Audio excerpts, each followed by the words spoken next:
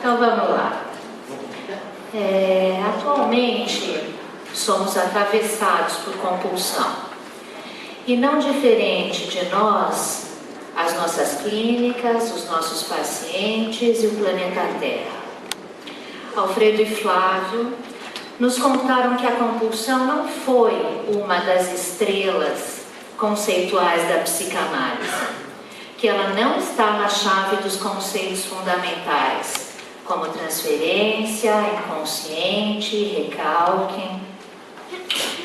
Mas somos muitos portadores do transtorno do impulso, compulsivos em trabalho, em exercícios, na hipersexualidade, no desejo sexual hiperativo, em devorar tudo que aparece à nossa frente e não comer nada, mesmo que eu morra. São intermináveis os dias e as noites plugados na internet e nos jogos de videogame. Almas desnutridas, corpos retalhados, seres e humanos perdidos de si. Nosso tempo de possibilidade e de elaboração, constituição e entrelaçamento de sonhos, memórias, pensamentos, vida interior e subjetividade cada vez mais afetados. Me parece que vamos perdendo aquilo que talvez nos seja mais precioso, para mim mais sagrado, a apropriação do nosso tempo. O mundo mudou e o nosso conceito também se esgotou, afirmou Nicolau hoje pela manhã. E como fica difícil habitar o próprio corpo e a própria existência. Um tempo de angústia, estado de desamparo psíquico. Nós nos inspiramos nessa mesa com o tema do encontro, para dividirmos com cada um de vocês, através do depoimento do Cândido, da Alessandra e da Liane, a clinicalidade da compulsão nossa de cada dia. Vou apresentar para vocês o nosso primeiro expositor, o Cândido Fontan Barros. Ele é médico psiquiatra de adultos, crianças e adolescentes pela Universidade de São Paulo, Ribeirão Preto. Analista bioenergético e recém-batizado nosso local trainer. Médico do Projeto Quixote da Unifesp.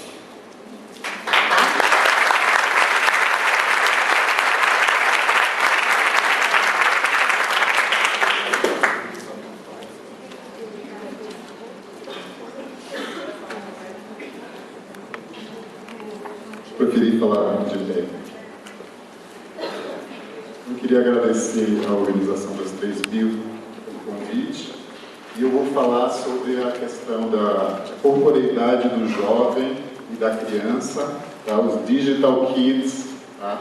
A questão da compulsão das novas tecnologias, entre as quais a internet e os videogames. Eu vou me inspirar, então, na teoria do amadurecimento de Winnicott e dos filósofos da pós-modernidade. Tá? Eu vou pretender usar algumas vinhetas clínicas de casos, tá? Tanto alguns casos de consultório, como casos da universidade, desse projeto que trabalha com crianças de risco. E nós desenvolvemos atualmente um projeto sobre os riscos online. Tá?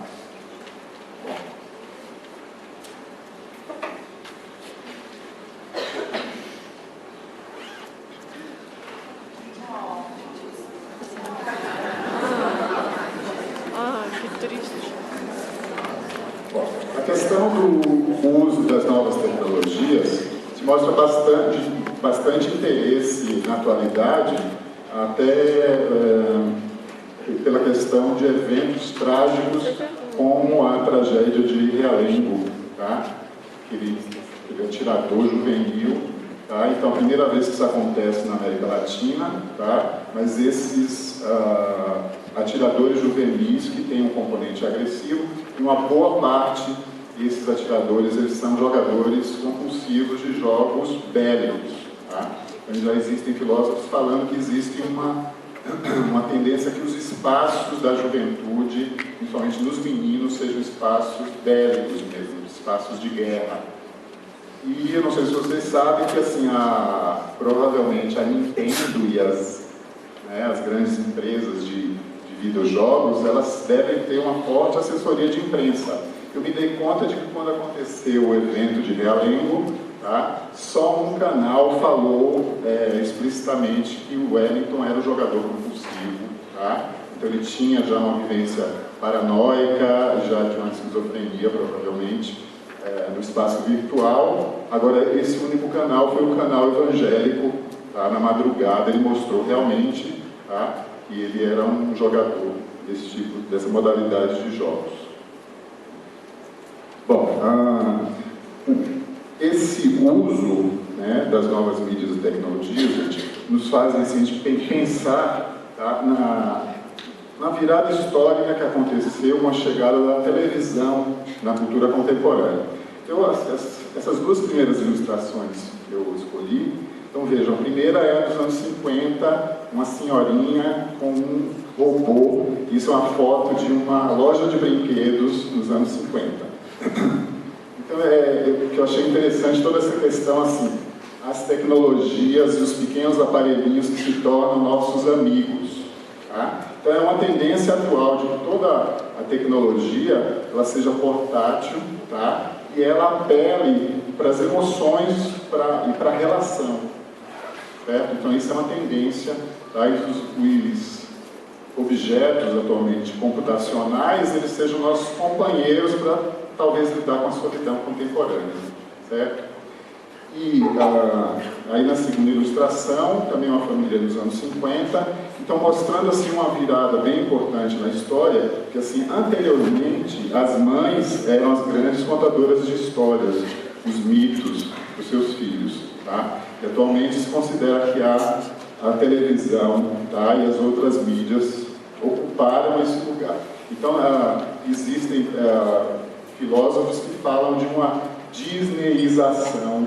Tá? Então, as histórias dos irmãos Grimm, que as nossas mães contavam, né? Quando a gente era pequeno com os livrinhos de história, tá? Hoje uma mãe contemporânea, ela sem tempo, ela coloca um DVD da Cinderela de Disney, tá? Não é mais a Cinderela que a gente tinha que imaginar, né? Com a narrativa materna. Tá? Então, vejam, a participação da mãe contemporânea, ela se modificou. E assim, talvez a gente não possa levar adiante uma ilusão, tá, de uma utopia que esse momento desacelerado vai voltar. Então, será que a gente vai encontrar um momento em que a gente não vai usar mais tecnologias, que a gente vai ter um retrocesso, um passo atrás nessa aceleração contemporânea? Né? Então, esse é o questionamento. Tá? E, provavelmente essa idealização, tá, muito difícil de ser encontrado. Eu vou começar então falando de o Pierre Levy, que já esteve no Brasil no Congresso de Terapias Corporais. Tá? Então, Pierre Levy é um filósofo considerado um dos filósofos otimistas da cybercultura. Existem filósofos mais catastróficos ou pessimistas, e o Levy é um filósofo considerado otimista. Tá? Então ele coloca que a mídia pode narrar histórias sensíveis, mostrando novos caminhos para uma convivência com a diversidade no mundo contemporâneo. Tá? Então ele enaltece os valores positivos da mídia, como a internet, tá? A criação da cultura coletiva. Então Levy acredita que assim, a internet, essas novas tecnologias, elas representam um novo objeto. Tá? Então, a nova maneira inédita de fazer a sociedade inteligentemente. Eu vou fazer, então, um paralelo assim, usando, então, os conhecimentos de Winnicott e os teóricos do Middle Group, tá? do grupo intermediário, tá?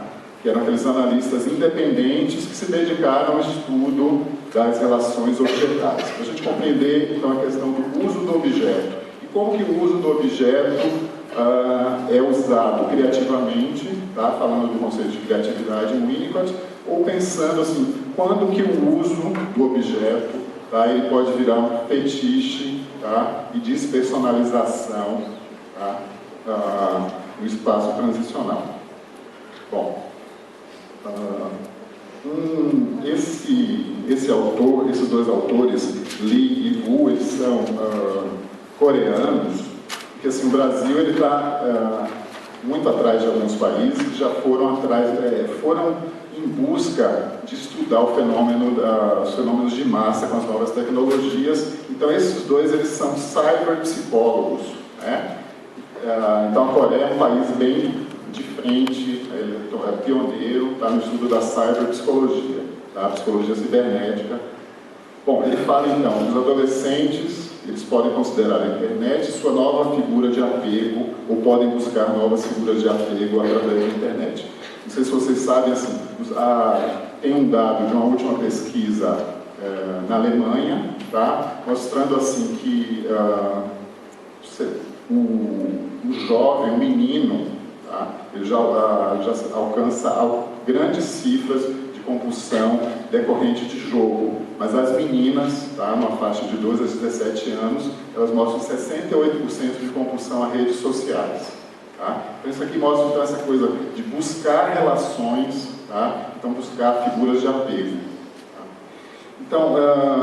Então, nos nossos consultórios, a gente, sejamos terapeutas ou de crianças e adolescentes, ou mesmo de adultos, a gente encontra as descrições dos pais, tá? Que nos falam que os jovens, esses cyber kids, né? Que eles são hiperexcitados, rebeldes, isolados, alienados ou consumistas. Tá?